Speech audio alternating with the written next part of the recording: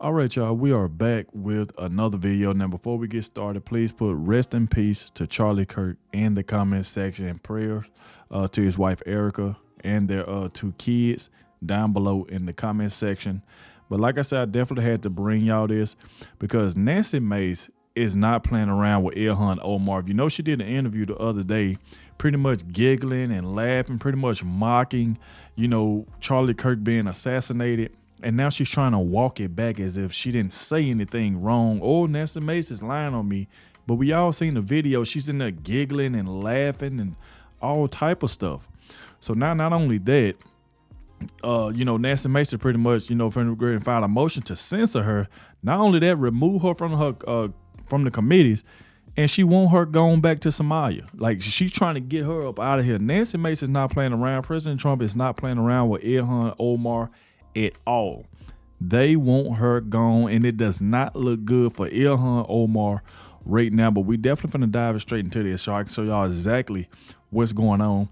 So please hit the like button, subscribe to the channel. Shout out to everybody showing so much support, and shout out to the one that always watched the entire video and let me know in the comment section that you did stay to the end. I really appreciate it because it definitely helps get the videos out there. And like I said, I try my best to keep y'all up to date with everything that's going on. So like I said, justice for Charlie Kirk.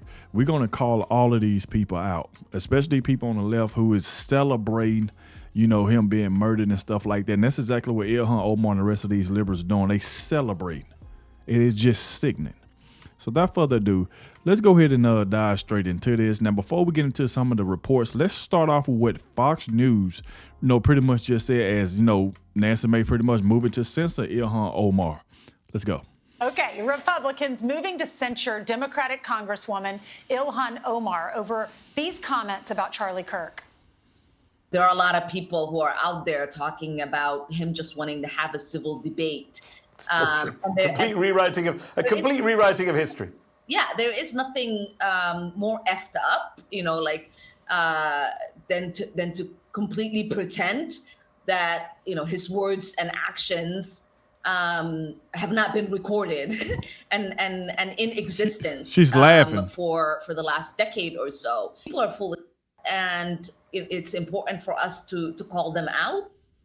But Omar says Nancy Mace is trying to censure me over comments I never said. Her resolution does not contain a single quote from me because she couldn't find any. Unlike her, I have routinely condemned political violence. No, you haven't. No matter the political ideology. So let's bring in Fox News contributor Guy Benson. So, Guy, Nancy Mace wants her removed from the House Budget and Education and Welfare committees. And in response, the Congressional Progressive Caucus is trying to censure Congressman Corey Mills. What are your thoughts?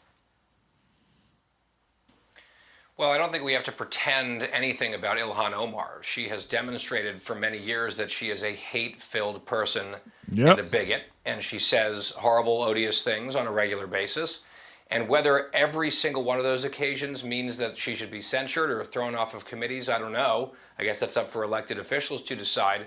But I do think generally it's probably helpful for conservatives of the Republican Party more broadly to just let Ilhan Omar spout off her venom whenever she feels like it, because I don't think it's a good look for her. I don't think it appeals beyond the very base of her party, the hardcore people.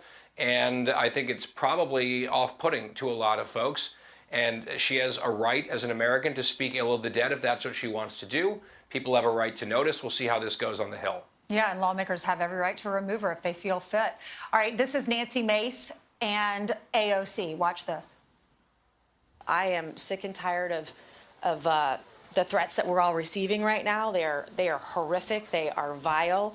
They are dangerous. And you can't keep calling us fascists and terrorists and expect us to just sit here and take it. We're not. Every time a Republican in this House is offended, they file a censure resolution. And we're here as grown adults here to legislate. I know AOC is not talking, but yet they already talking about if they ever get back in office, they going after Donald Trump. They going after everybody that supports him. The Nancy Mace's, Cash Patel. They already said that if they get back in office, they going after everybody that supports President Trump. Look at this crap. Like, this right here is just insane. We know Ilhan Omar is full of hatred, just like AOC. They've been pushing for violence for years. Now all of a sudden they're trying to say, we condemn violence. We don't push. Y'all are liars. Y'all mouth is what caused this. Y'all try to get it, get that done, get it happen to President Trump. President Trump was almost taken out twice because of y'all rhetoric. And y'all still been pushing it. Like, these people are just freaking liars. It's just what they do. Material needs, I'm not. Guy, your reaction. I mean, AOC seems to have an on-off switch when it comes to her outrage about threats. Whenever she or one of her squad mates says something terrible, there is a lot of outrage about it. They claim the threats flow in, and they use that as a shield to defend themselves against criticism over their words. It's like, we said something or we've done something. Let's make it about the threats. That's how they always turn the conversation. Yep. But when the threats are flowing toward Republicans or conservatives for some reason, I guess AOC has a very different view and a little lecture about growing up. I wish she would apply that evenly. She doesn't, and that speaks for itself as well. So, Guy, exactly. So, like, that's what I'm saying. Like, this stuff, it just don't make sense at all. So let's get straight into this right here. Now, by Representative Nancy Mace, right here, you can see she said free speech isn't free from consequences, because we was talking about that today, because now liberals trying to use free speech as if they can say, they can just mock and celebrate what happened to Charlie Kirk. They keep on saying, it's free speech. But it's still consequences when it comes to free speech. It's like if you work for somebody, I can't tell the boss F you and still expect him to leave me there. Like, let me still work for him. Yeah, it's free speech, but it's consequences behind what you say. That's what they getting confused. So check out what Nancy Mace said right here. Here I am standing outside of the anti-American Ilhan Omar's office. Tomorrow we will file a privileged motion to censure her and to strip her of her committee assignments. She is inciting violence against conservatives in the wake of Charlie Kirk's political assassination. She is dehumanizing conservatives all across the country, calling Charlie Kirk a terrorist. We have been villainized and dehumanized far too long. The Democrats set the standard for stripping people of their committee assignments. I'm not going to be silent on this, because enough is enough. I'm tired of your performative BS that is putting lives in danger. You can take your Sharia-loving, anti-American self back to Somalia. Wow.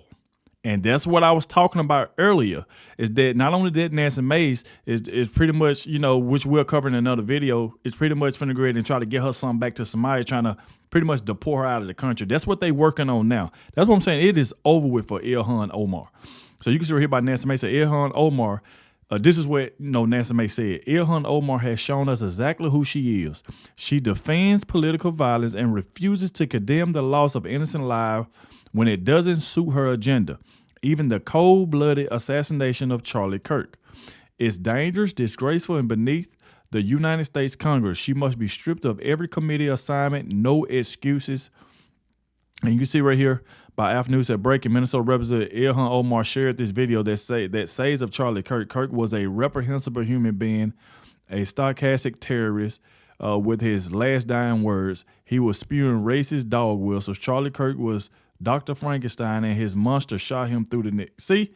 That's what I'm talking about. But then she'll get on here talking about, I ain't saying anything wrong. Nancy Mace just making things up. These people, all they do is lie. That's all these Democrats do. And they're going to continue to do this. Now, I wanted to share this video with y'all from Benny Johnson. It said that Mike Davis demands House Republicans move forward with censoring and kicking Ilhan Omar off her committee for celebrating Charlie Kirk's assassination. But I want to give you an opportunity from a legal perspective to talk about the fear of this moment slipping away and Republicans doing what they always do, which is to link arms and sing Kumbaya and not do anything. What must Republicans do in this moment? Well, we're seeing this right now in the House, where Ilhan Omar celebrated Charlie Kirk's death, his assassination. This is a father, Christian father. This is a Christian husband. This was a very good man who was murdered in cold blood. And people like Ilhan Omar, she's celebrating his death. Remember when Marjorie Taylor Greene got kicked off of her committee assignments by the House Democrats? Why the hell are House Republicans even debating this? There's no question they should move forward and vote to kick Ilhan Omar off of her committees and censure her. And that's just the different mindsets that Republicans have. We think that we're still dealing with our parents' and grandparents' Democrat Party. We think we're still dealing with liberals who love America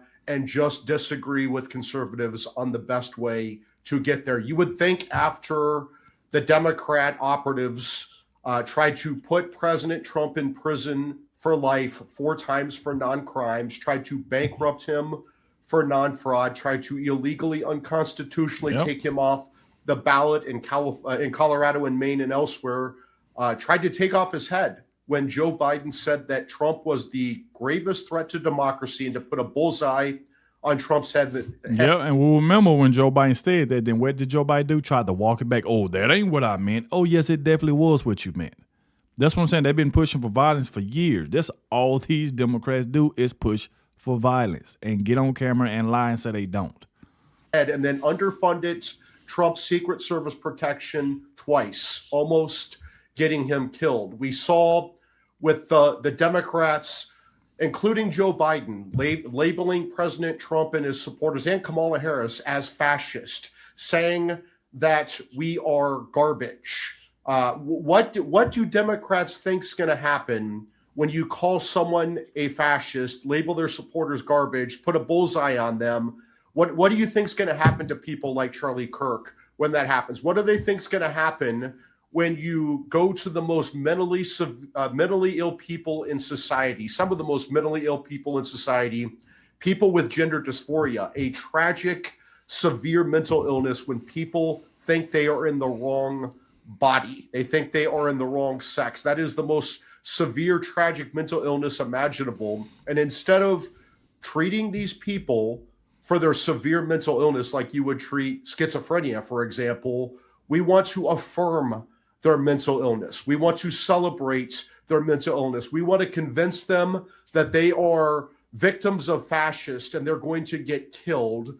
And then you load them up with hormones. Already crazy people, you're loading up with hormones to make crazier. You're creating this gender dysphoria among kids where you make kids. We have not seen an epidemic of gender dysphoria in this country, that a tragic, sad mental illness. We have not seen we have not seen that spike in recent years. It is social contagion.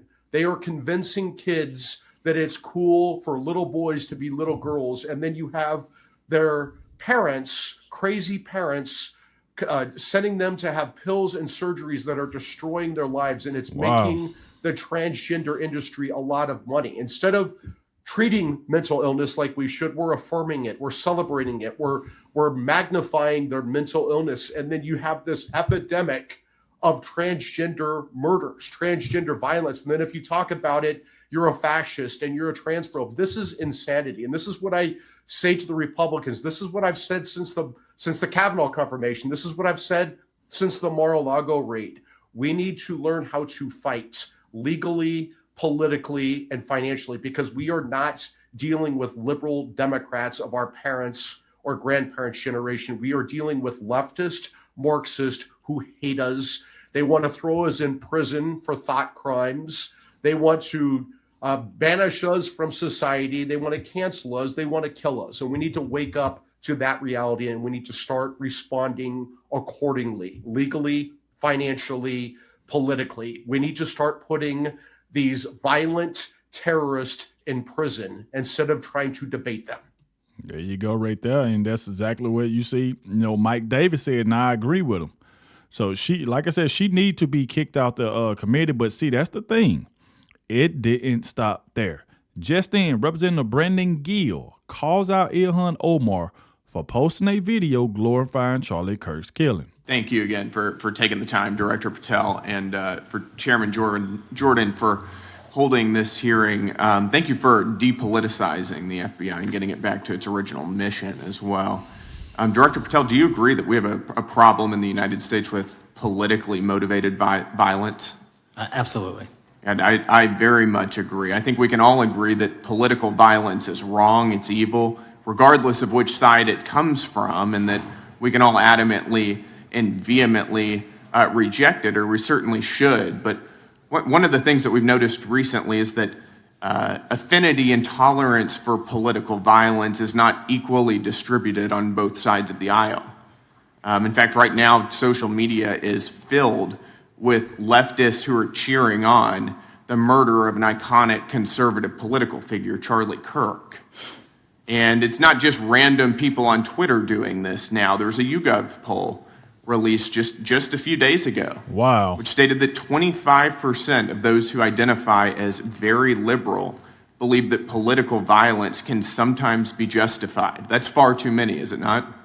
It is. That is far too many. One is far too many. That's right. Only 3% of very conservatives said the same thing, and we can agree that 3% is far too many. But there's an astounding difference between 25% on the left accepting and tolerating political violence and 3% on the right. I would hope that our colleagues on the other side of the aisle would also recognize that there is a systemic problem on their side of the aisle with tolerance for violence against people with whom they politically disagree, that there is a cultural rot on their side of the aisle that needs to be addressed desperately. Would you agree with that? Yes. One of the more astounding aspects of this is that it's not just people. This comes from the very top, from their political leaders. Just a few days ago, a member of Congress of this body, Ilhan Omar, shared a video on her social media account about Charlie Kirk's murder. And I'll quote what it said. It said, "Charlie Kirk was Dr. Frankenstein, and his monster shot him through the neck." Wow. In other words, Charlie had it coming to him. The words that he said naturally led to his assassination. And then y'all see, we just read the post where Ilhan Omar said, "Oh, she taking my words out of context. I didn't say that." Ilhan Omar must think we stupid. Now y'all see the reason why. She's pretty much, getting ready to get deported back to Somalia. That's exactly where she's finna go. And then, like I told y'all before, that's what they're working on. But we gonna get into that in another video, that she's getting ready to get packed up and sent off. I mean, that is a reprehensible thing for a member of Congress to say, to suggest, to promote in any capacity. And there are people across this country who are losing their jobs for far less than this. And that, by the way, is a just response to acceptance and tolerance of political violence. It's amazing to me that the political left today, who were the originators and the cheerleaders of cancel culture, now have the backbone to attack conservatives for defending their assassinated friend. But there's a key difference here. Democrats want to silence conservatives for speaking obvious, self-evident, ontological truths like that men aren't women and men can't get pregnant. That seems pretty basic. That seems like a basic truth that we should all be able to agree on. Republicans, by contrast, are recognizing that a constitutional republic depends on the free and open exchange of ideas that we can debate without violence, and that assassinating a political rival is evil, it's wrong, and it should not be glorified or promoted or justified in any way, including in the way that Congresswoman Ilhan Omar did. So, Mr. Patel, thank you again for being here. I'd like to, with the remainder of my time, just get your opinion. Does the FBI recognize the rising threat of political violence in America, and what can you guys do to address it? Yes, we do. And what we can do to address it, Congressman, is we need to get online partnerships with these companies in the public space, on these gaming sites and on these social media sites. As I was saying earlier, there is no way to triage the amount of information generated on these sites by the FBI alone. And we need the public-private partnership. And there's another law that's expiring, I think, at the end of this month, which I believe we need renewed, that allows private sector companies to report into the FBI without liability. for criminal investigatory purposes. And that's the kind of stuff we need to keep going. So there you go right there. And like I said, you seen that Representative Brandon Gill pretty much calls her out because she needed to be called out for that. Because it just don't make any sense at all. And like I said, Nancy Mace didn't stop there. So it said, we have officially filed a resolution to censor Ilhan Omar and remove her from her committee assignments. Charlie Kirk was assassinated for speaking the truth, and Ilhan Omar mocked him for it. There must be consequences for glorifying political violence. Hold the line. Check out what Representative Nancy Mace just said. Mr. Speaker, pursuant to Clause 2A1 of Rule 9, I rise to give notice of my intent to raise a question of the privileges of the House. The form of the resolution is as follows. House Resolution 713, censuring Representative Ilhan Omar of Minnesota and removing her from the Committee on Education and Workforce and the Committee on the Budget. Whereas Charlie Kirk was a lifelong advocate for freedom of speech, civil political discourse, and the political engagement of youth. Whereas Charlie Kirk was a man of deep faith, a husband, and a father to 2 young children. Whereas on September 10th, 2025, Charlie Kirk was assassinated on the campus of Utah Valley University while exercising his First Amendment right to freedom of speech. Whereas on September 11th, 2025, one day after the assassination of Charlie Kirk, Representative Ilhan Omar gave an interview on Zateo's town hall with Mehdi Hassan in which she smeared Charlie Kirk and implied he was to blame for his own murder. Whereas on September 12th, 2025, 2 days after the assassination of Charlie Kirk, Representative Ilhan Omar reposted a video on X, formerly known as Twitter, which disparaged the character of Charlie Kirk and those mourning his death. Whereas the video Representative Ilhan Omar reposted on X states Charlie Kirk is dead, and before the body got cold, the far right propped his corpse up as a cudgel for their holy war. And just think about all this stuff Ilhan Omar said, and it still takes me back to the fact that she said nothing wrong. Think about that. Think about everything that we heard her say come out of her mouth and what Nancy Mace is saying, and then Ilhan Omar is still saying that she didn't say anything wrong. It is just disgusting, man. Like these people, and like still to like now, you still got liberals out there celebrating that this man is gone. And then you got people like Ilhan Omar, who's in office, who come like is doing it, and people see it. It's just sickening, man. Whereas the video Representative Ilhan Omar reposted on X further states, don't be fooled. These people don't give a single shit about Charlie Kirk. Wow. They're just using his death to further their Christo-fascist agenda. Wow. Whereas the video Representative Ilhan Omar reposted on X further states Charlie Kirk was a reprehensible human being.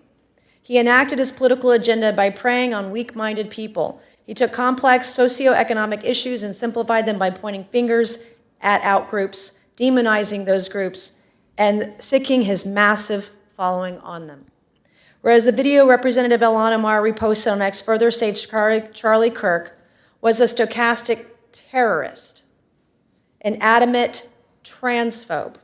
He denied the genocide happening in Palestine. He believed the subjugation of women, and in his last dying words, he was spewing racist dog whistles. Wow. Whereas the video Representative Ilhan Omar reposted on X further states Charlie Kirk was Dr. Frankenstein, and his monster shot him through the neck. Whereas the video Representative Ilhan Omar reposted on X further blames Charlie Kirk for his own murder. Whereas Clause 1 of Rule 13 of the Rules of the House of Representatives provides a member, delegate, resident commissioner, officer, or employee of the House shall behave at all times in a manner that shall reflect credibility on the House. Whereas Representative Ilhan Omar's actions in the wake of the assassination of Charlie Kirk are reprehensible and affect the dignity and integrity of the proceedings of the House and do not reflect the credibility on the House. Now, therefore, be it resolved that Representative Ilhan Omar of Minnesota be censured. Representative Ilhan Omar forthwith present herself in the well of the House of Representatives for the pronouncement of censure. Representative Ilhan Omar be censured with the public reading of this resolution by the Speaker and Representative Ilhan Omar be and is hereby removed from the Committee on Education and Workforce and removed from the Committee on the Budget of the House.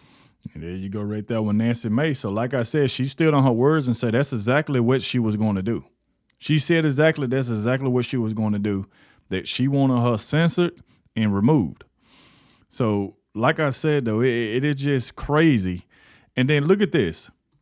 You even got, I think like Laura Loomer, sometimes be, walking up to him and, be talking to these Democrats, pretty much saying what you think about what, Ilhan Omar said about Charlie Kirk. Is y'all going to do anything about that?